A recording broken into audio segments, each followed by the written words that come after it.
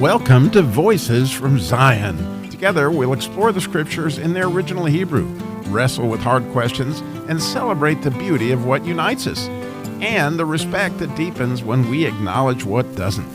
So welcome to the dialogue, welcome to the wrestle, welcome to Voices from Zion. Robbie and the Rabbi. So excited today to have you back as we are continuing on our renewal of the Holy Land, which obviously God is continuing that.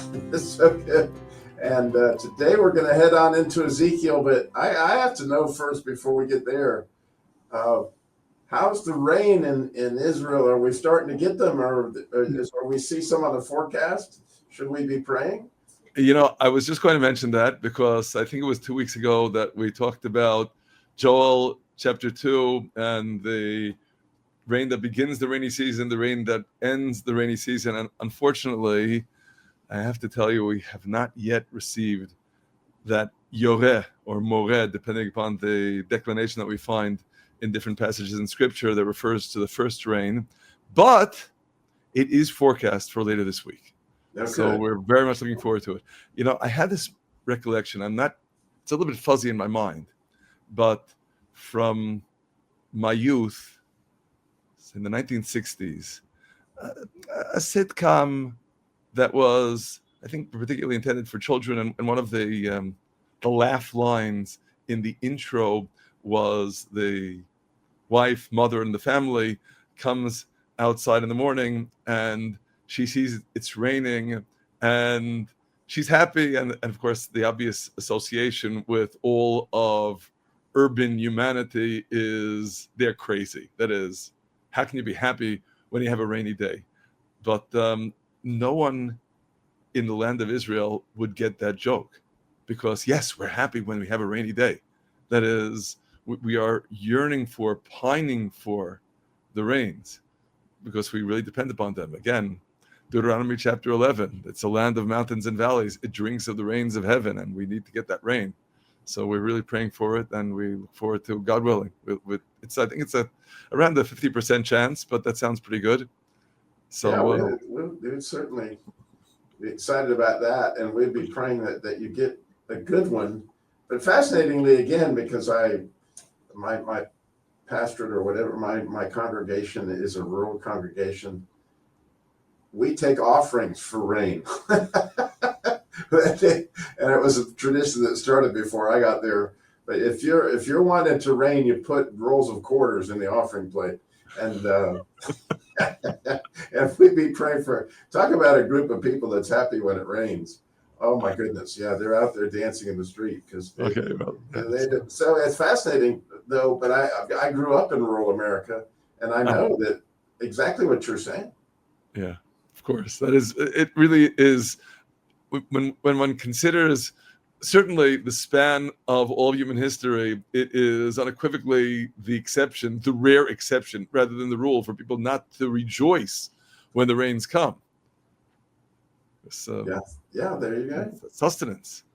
You know, people grow up in cities think that you don't need rain for sustenance; you just need to go to the supermarket. But obviously, there's more to it than that.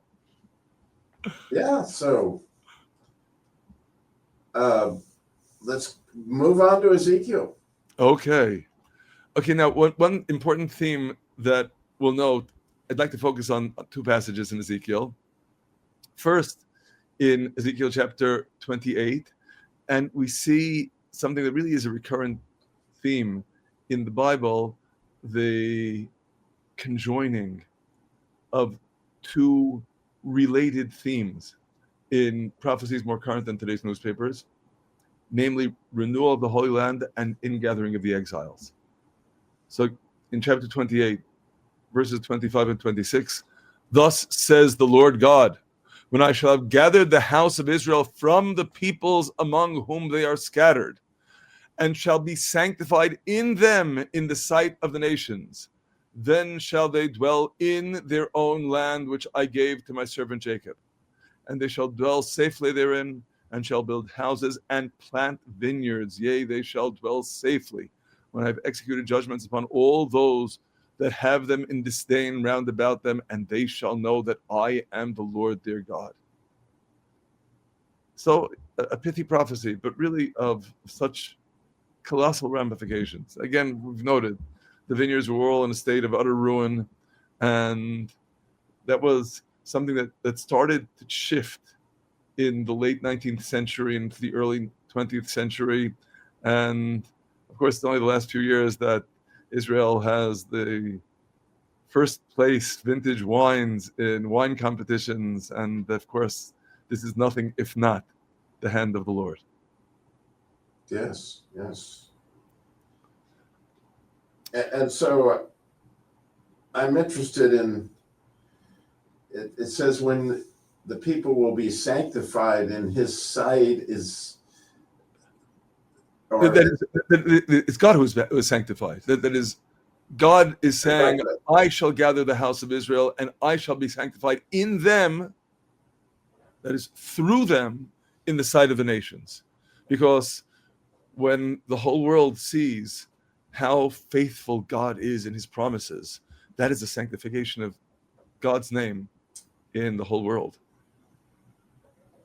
That's an important point, because when you read that, you don't necessarily see that. It almost, again, and as I'm reading it and what I would have perceived it is again, it looks like the people of Israel are being sanctified, but you're right that as people see what God has done, and hopefully we are seeing it, that, you know, his name is sanctified, yet, you know, parts of that don't appear to have come to pass yet, right? Yeah, of course, this is a process. Just in terms of the meaning of the verse, I should, of course, stress that since the possessive form or the construct form that refers to the one who is being sanctified is intrinsic as a suffix in the word, there isn't any of the grammatical ambiguity that may exist in English. In other words, the Hebrew is v'nikdashti, I shall be sanctified through them in the eyes of the nations. And, you know, at the end of the day, I'm going to say, God is being sanctified through what takes place here in the eyes of the nations. Just inevitably, we need to impose the caveat in the eyes of the nations who are prepared to see God being sanctified. That is, those who have already chosen the path of godlessness, the path that leads to rebellion against God. Of course, they're not going to see God's name being sanctified through Israel. On the contrary, they disdain Israel and they disdain the God of Israel. And I know we've noted this in the past, but it's almost an inevitability here to cite in particular Psalm 83, the Song of Asaph, that is just so germane in this regard. Do not keep silence, O God. Do not hold your peace and be still, O God. For lo, your enemies make a tumult. These who hate you have lifted up the head. And how is that manifest? The fact that they hate God. They take crafty counsel against your people and consult against your vouchsafed ones. They have said, come and let us cut them off from being a nation, that the name Israel may no more be in remembrance. It's a direct correspondence. It's unbelievably sad. But getting back to the verse that, you know, I guess verse 25, the word sanctified there is kadosh, or you may pronounce it different than I. It's a declination of kadosh. V'nikdashti. Of course, you see the three root letters of kadosh, kuf dalet shin, 100%. And so it's a fascinating idea that this could, obviously God is already completely kadosh, so he's not going to be any more made holy, but it's the sight of the heathen that is made holy because they see what God has done. Is that right? Absolutely. That unequivocally is the emphasis here. That after all, with respect to holiness, perhaps the most telling and unequivocal verse is Isaiah chapter 6, verse 3. Now, Isaiah chapter 6 is clearly the inaugural prophecy of Isaiah. twice in chapter 6 and not in chapter 1 is, as they say, another story. But Isaiah hears the call of the seraphim, the angels. Holy, holy, holy is the God of hosts. The whole world is full of his glory. That is a reality. That is a reality that is incontrovertible. That is a reality that is inseverable. That is a reality that is constantly the case. The question that we always need to ask ourselves is, to what extent are we perceiving Right. reality? Therein, and which lines up perfectly with this idea of the nations are going to see the holiness of God through the fulfillment of his prophecies. This is essentially, which is kind of cool to think that if you can see that, if you're like me and you're listening to this podcast and you see, oh yeah, look what God is doing. You're literally getting a chance to see the holiness of God based on, and the holiness of the scripture itself, of the Torah, that this is reality. This is more real than anything else that we're seeing around here. Yeah. I have to admit, you've gotten me started on something now. So if I may, please take the lead. It's, I think, a fascinating observation with respect to Hebrew that cannot possibly be preserved in translation. Actually, I was just contemplating this in a Bible study yesterday, that the self-same root in biblical Hebrew, of course, we know one of the most foundational premises in biblical Hebrew is that everything derives from a 3-letter root. And the root that means to profane, to desecrate, the opposite of holiness, is the self-same root that means hollowing out, voiding, and curiously, that means initiating. So maybe just to clarify this with some examples, we encounter it unequivocally in the sense of a profanation. For the first place, in Exodus chapter 20, the passage immediately following the Ten Commandments, where we read of the instruction pertaining to the construction of the altar, that the altar is not to be made of hewn stones. This is, in the Bible that I'm using, it's Exodus chapter 20, verse 25. It could be verse 23, verse 24. It depends, because there are some ambiguities with respect to how to reckon the verses in the Ten Commandments. But what's germane, of course, the content is the same content. If you will make me an altar of stone, you shall not build it of hewn stone, that is, stone that has been cut. Because when you lift up your sword upon it, you defile it, profane it. In the Hebrew, vatechalaleha. So again, of course, this is explicitly using this root. The root letters might appear to be chet lamed lamed. Most grammarians would say the root is actually chet vav lamed.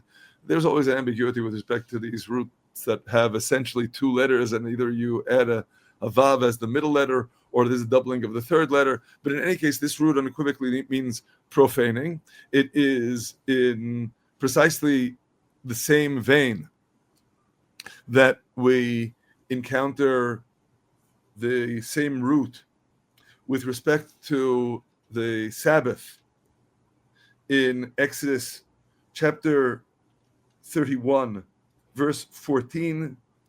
You shall keep the Sabbath, for it is holy to you.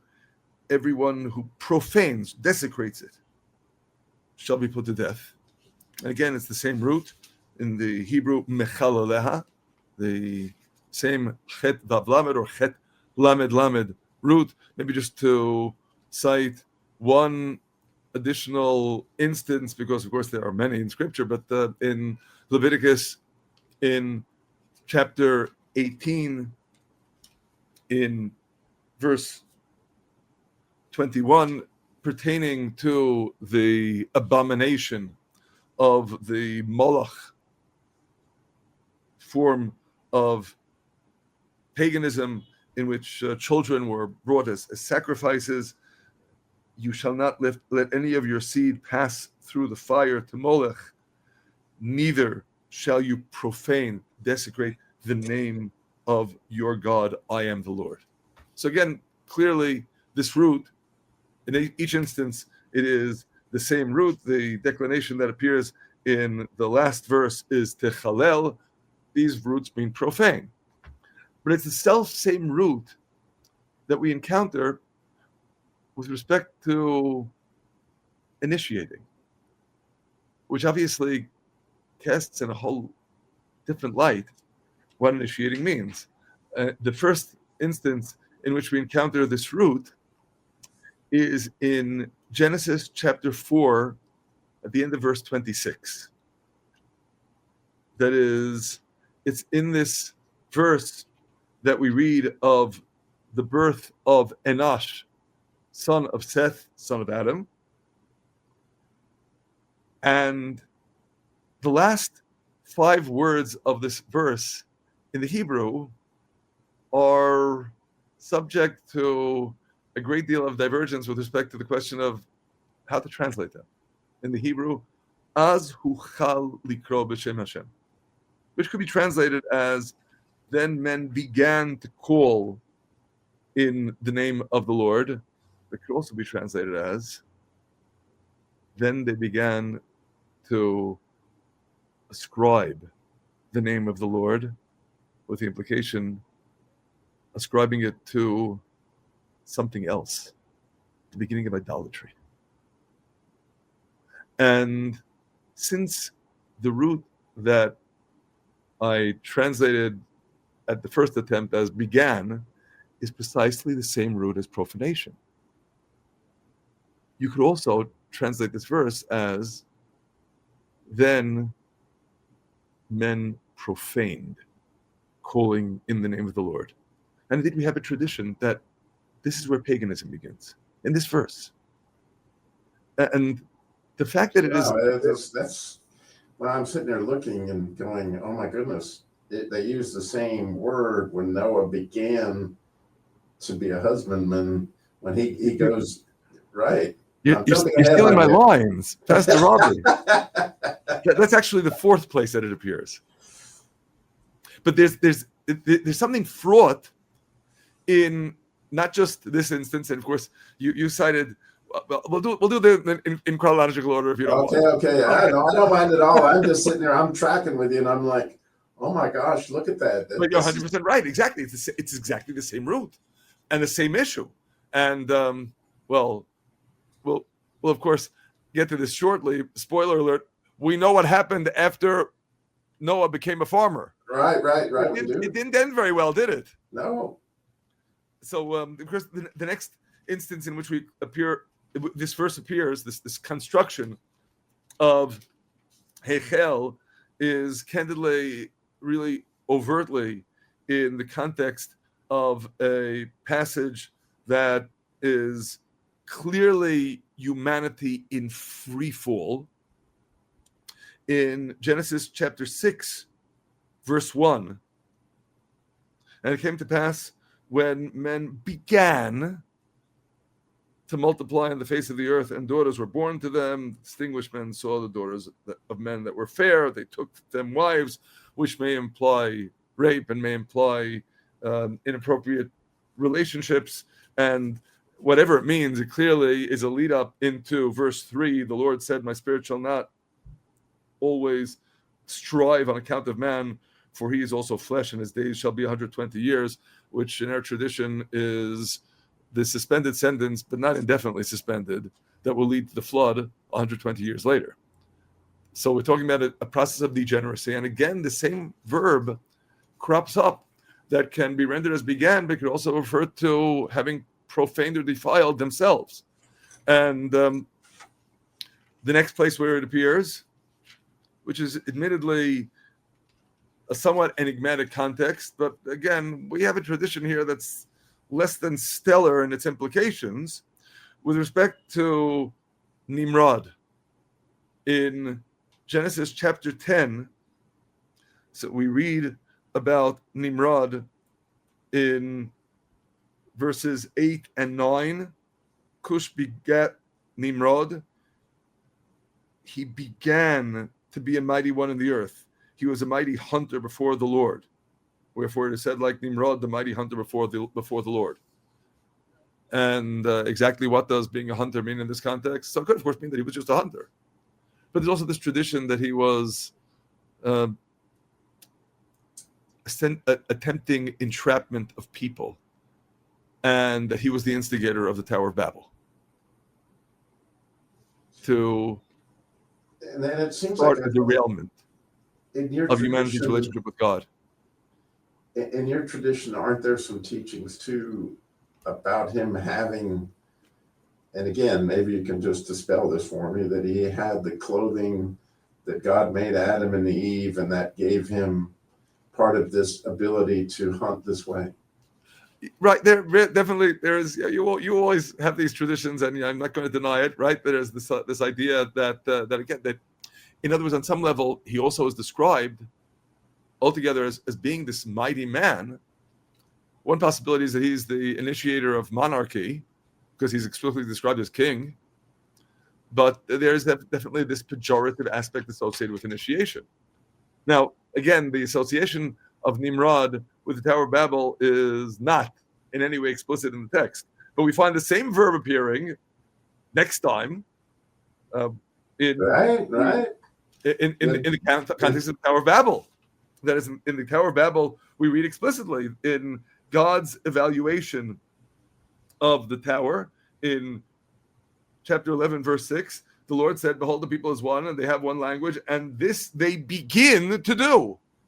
And this they begin to do, of course, this Tower of Babel, with implications that are unequivocally destructive. Now, exactly what they were doing that was so bad, I must note, is enigmatic in the text. And as some of the commentators note, there's only one line here that might provide us with a key. And let us make for ourselves a name. So, of course, ostensibly, you might say, what can be wrong with that? Let's make a name for ourselves. But that's key.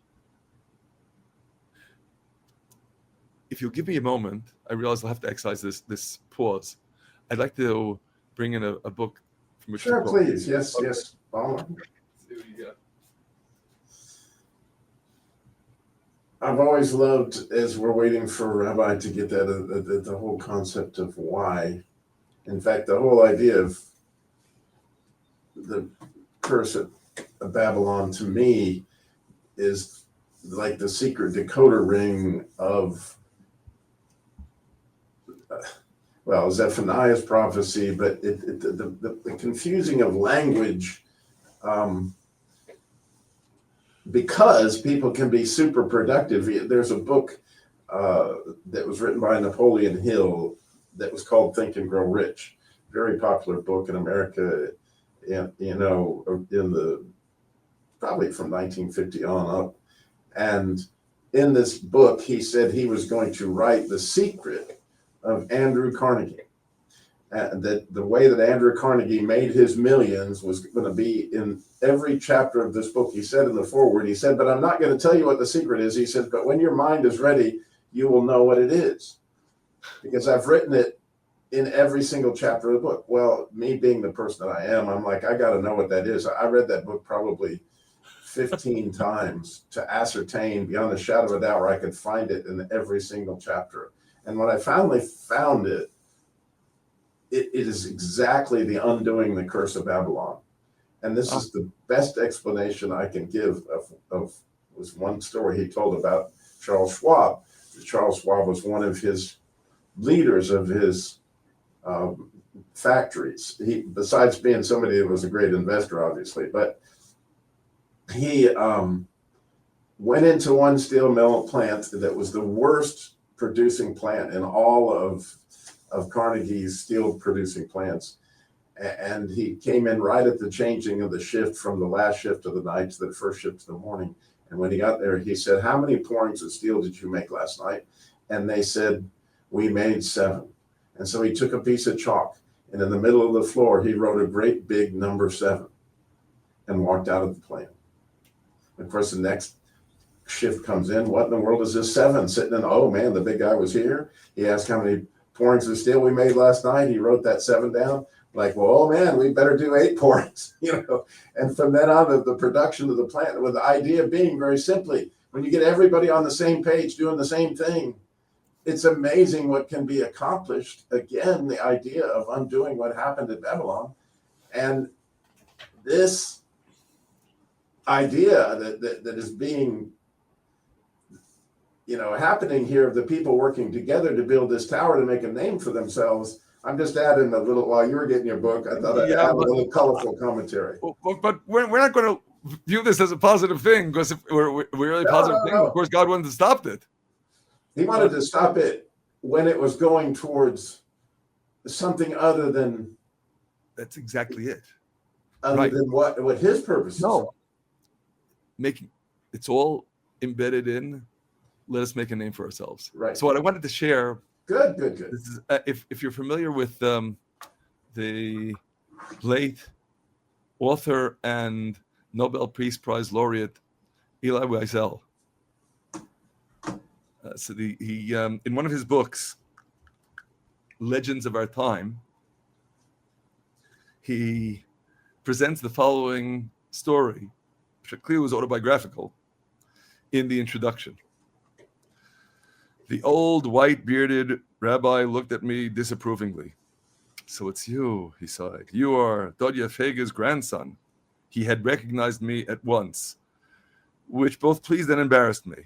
I have not been so identified since my childhood, since the war.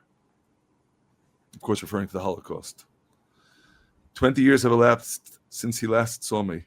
We were still in Hungary. My mother brought me to him to obtain his blessing. Now we were alone in the room, in a suburb near Tel Aviv, and for some reason I felt more uncomfortable than then. He sat in his armchair and studied me. He had not changed much. His face remained friendly and pained. His smile contained all the wisdom in the world. Dodya Fege's grandson, the Rebbe repeated as if to himself. His eyes were resting upon me, and I wondered whom he saw and why he turned sad all of a sudden. Then I realized that, unlike him, I have changed in more than one way. I was no longer his disciple.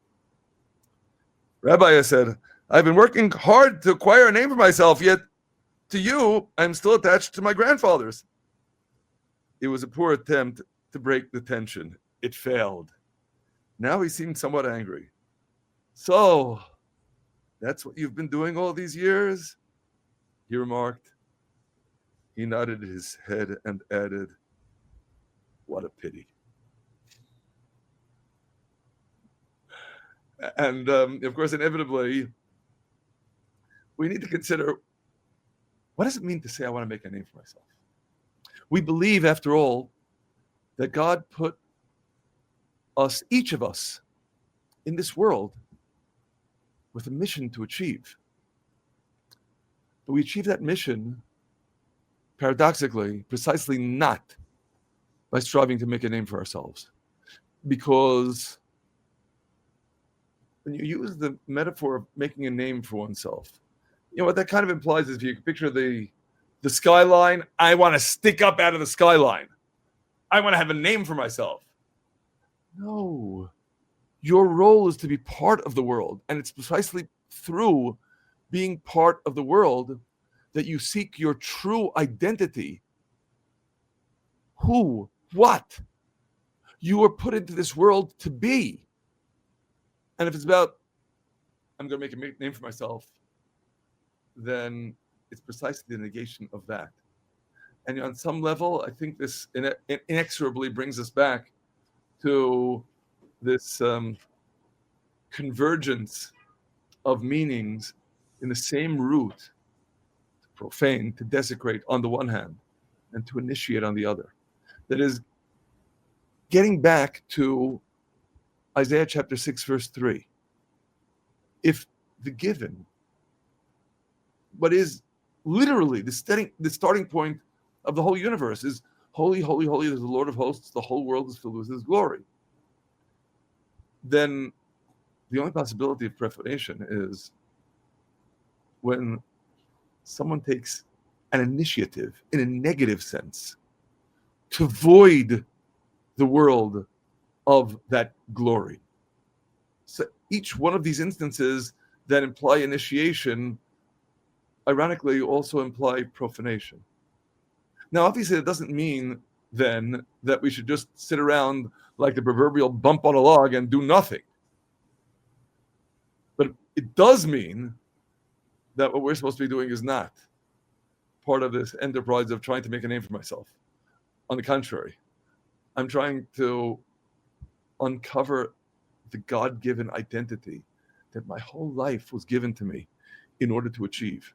And it's not going to be by saying, I'm going to make a name for myself in opposition to, in contrast with the rest of the world, but precisely within the world. I find my true identity as God's faithful servant. That's the summons for each and every one of us.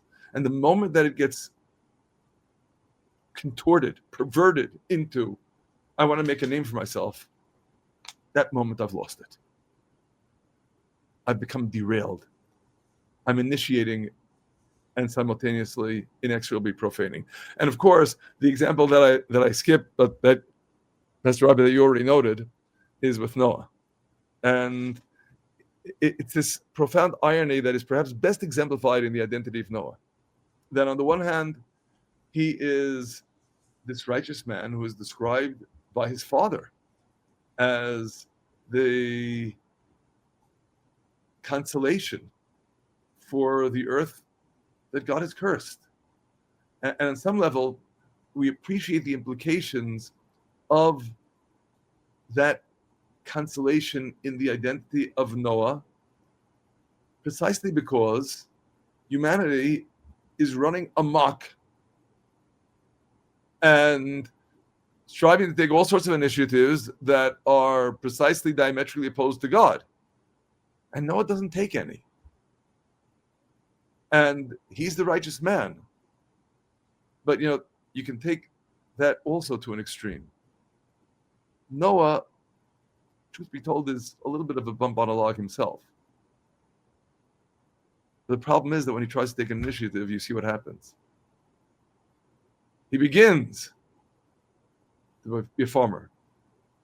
But for him, it's an act of profanation because the first thing he does, he plants the vineyard, and, well, we won't talk about what happens next.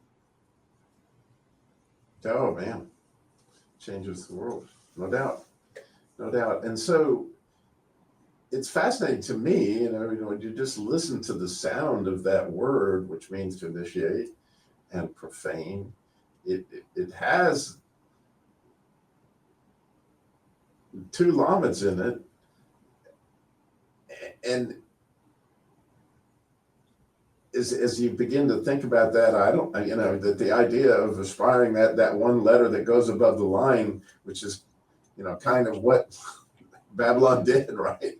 But it's almost like going above the line on your own initiative rather than, waiting on God with the, kind of thing. As I just think about the word, and so getting back to Ezekiel, as we were describing,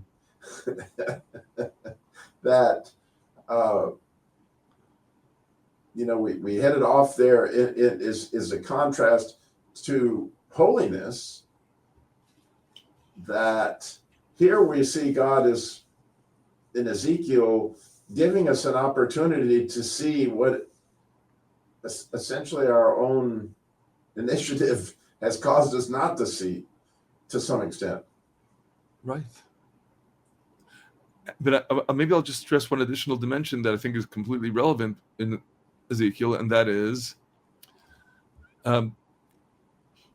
while the verb that conjures up profanation and desecration is indeed through the doubling of the lamed, the root letters may not include the doubled lamed, and we'll just note that it is in that vein that the Hebrew word chol, as we encounter it, for example, in Leviticus, in describing the role of the priests as separating between the holy, kodesh, and the chol. Chol means mundane. It doesn't mean desecration. Just the mundane, the ordinary. In some sense, in Hebrew, those are polar opposites. And indeed, to this day, and when we, at the end of Shabbat, as we experience together Havdalah at the Dead Sea, we say the blessing of separation between the holiness of the Sabbath and the days of the week. That blessing concludes with extolling God as Hamavdil ben Kodesh lechol, the one who separates between the holy and the mundane. So mundane is, again, not necessarily profaned in any actively negative sense. It's just ordinary. I might add here, possibly homiletically, but nonetheless, that the self-same word chol, besides meaning mundane, is also the Hebrew word for sand. You can't get much more mundane than sand. Sand isn't anything profane or desecrated. It's just the epitome of the ordinary.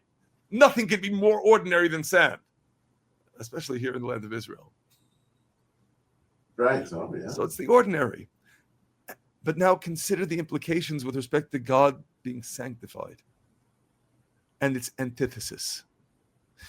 If anyone comes along and says, oh, this isn't a miracle. This is mundane. This is ordinary. It's just like sand. That's the negation of the holiness. And that ultimately is an act of profanation, because it is the voiding of the holiness with which God's glory fills the earth. So we always need to be careful about that. That is, the moment we fail to behold the miracle, we fail to apprehend that it is God acting here and not the mundane. That in itself is tantamount to an act of profanation. And unfortunately, it could blind us to being able to see God's glory. Yes, beautiful. Wow. So glad I asked. Yeah. Yeah, I am. I was like, man, that was understanding. Like I said, those passages in Exodus have always fascinated me, and and actually that work for profane, and now and you just added all sorts of dimensions to my understanding. Thank you very much. That was amazing. Oh, thank you. And I'll just also add the same root. I think I noted this in brief before, also pertains to hollowing out. Right. Which, of course, inevitably we can appreciate is what follows from the realization that God's glory fills the entire earth. So the only way there could be anything different is the profaner, as it were, hollows out a void in that holiness.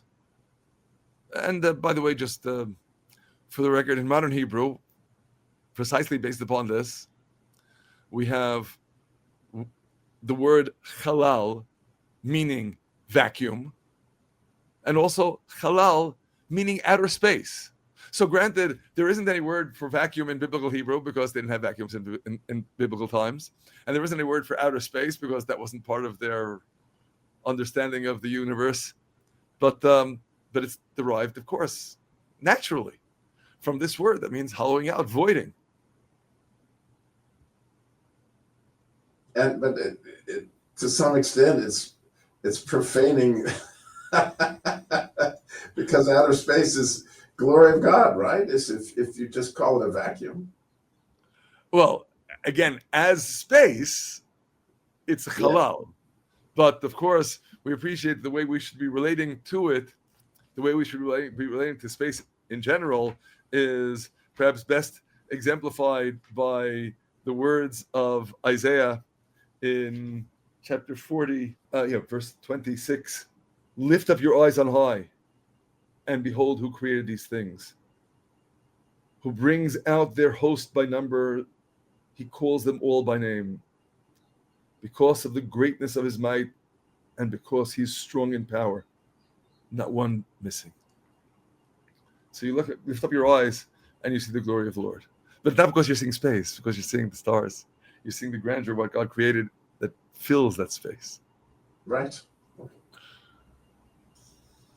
So, with Ezekiel, we talked a great deal about verse 25, 26, and they shall dwell safely therein.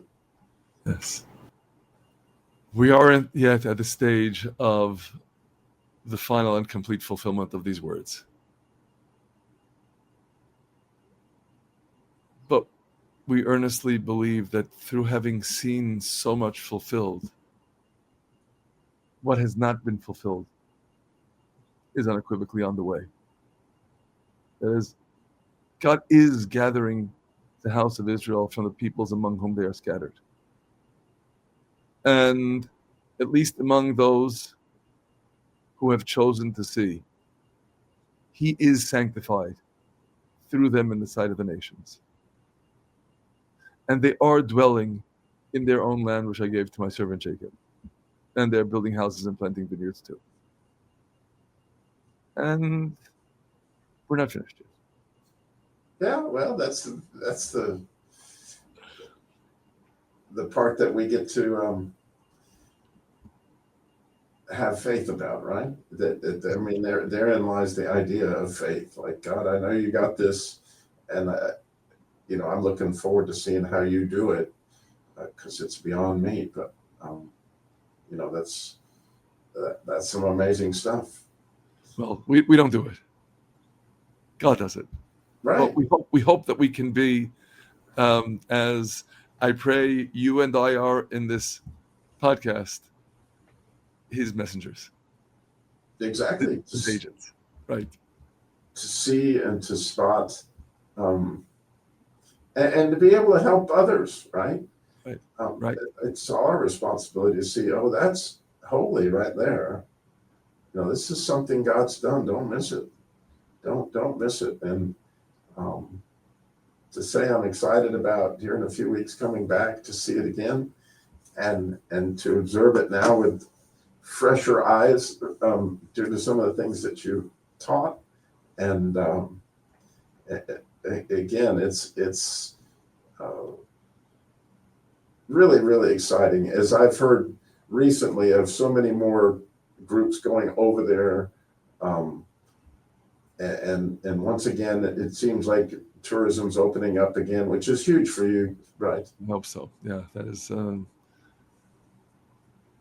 I hope it'll be getting off the ground. Yeah, as we discussed, we got hit by the pandemic, and then we got hit by a war, and it's been a tough roller coaster.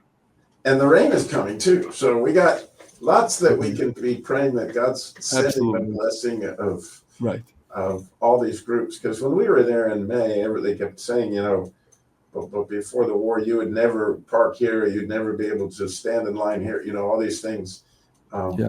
As again, I was part of 2 or 3 groups that I'd never been to Israel. That was my first trip, but I was scheduled to go on 2 different ones, and they both got canceled due to American flights that wouldn't fly. But Mark was smart enough to book that on El Al, and right now I'm really, really glad that I'm coming again on El Al, because American flights are struggling because of the government shutdown. Of course.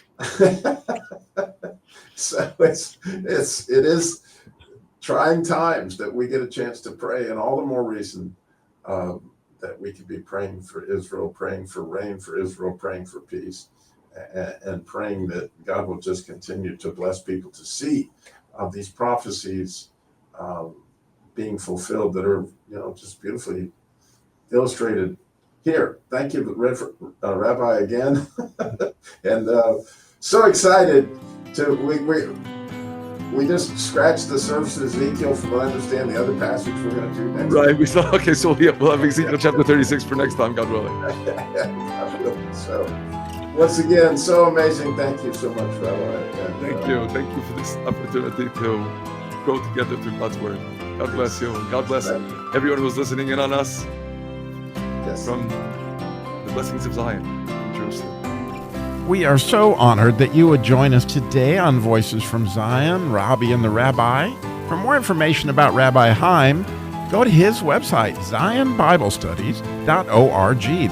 That's zionbiblestudies.org. Or visit me, Robbie Dilmore, at the Christian Car Guy website. That's christiancarguy.com. Once again, Shalom from Jerusalem, the holy city, God's city.